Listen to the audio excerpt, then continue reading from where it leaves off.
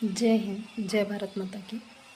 आज की कहानी है एक ऐसे माता पिता की जिनका अत्यधिक प्रेम अपने ही बेटे के लिए अभिशाप बन गया।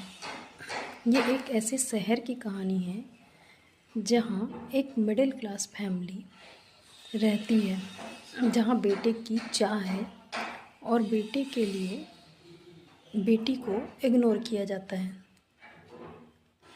एक ऐसा परिवार जिसके घर में पहली बेटी जन्म लेती है और जब बेटी जन्म लेती है तो उसका सुख और खुशी किसी को पता नहीं चलता। ना वो लोग सुखी रहते हैं, ना उनके चेहरे पे खुशी होती है। बेटी के होने के बाद बस उनका जीवन सामान्य और दुखी ऐसे चलते रहता है। 2-3 साल की बेटी होती है, उसके बाद उनके घर में एक बेटे का आगमन होता है और जैसे ही बेटे का आगमन होता है, माता पिता के खुशी का ठिकाना नहीं रहता। यहाँ तक कि उनके पूरे परिवार में एक खुशी की लहर दौड़ती है कि उनके घर में उनका वंश आ गया, एक बेटा पैदा हो गया।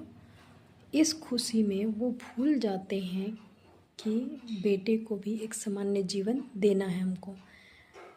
ये ना सोचकर वो बेटी को हर बात पे टोकते हैं कि तुम बेटी हो, तुम बेटी हो। उसके हर उठना बैठना चलना हर चीज़ सिखाते हैं कि तुम बेटी हो, तुम पराए घर जाओगी।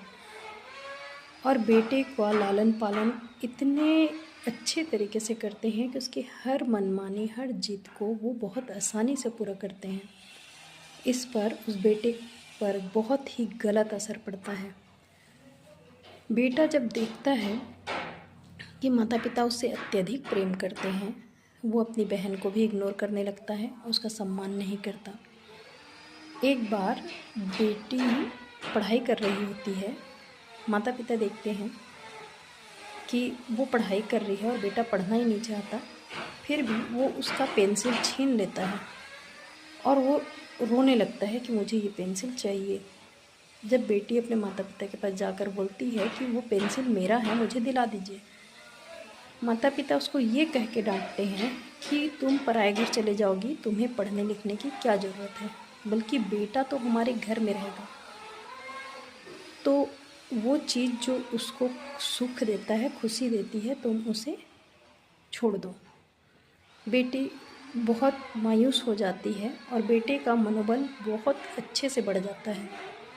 बेटी ये देखती है कि मेरे माता पिता मेरे भाई को इतना प्रेम दे रहे हैं, इतना सम्मान दे रहे हैं,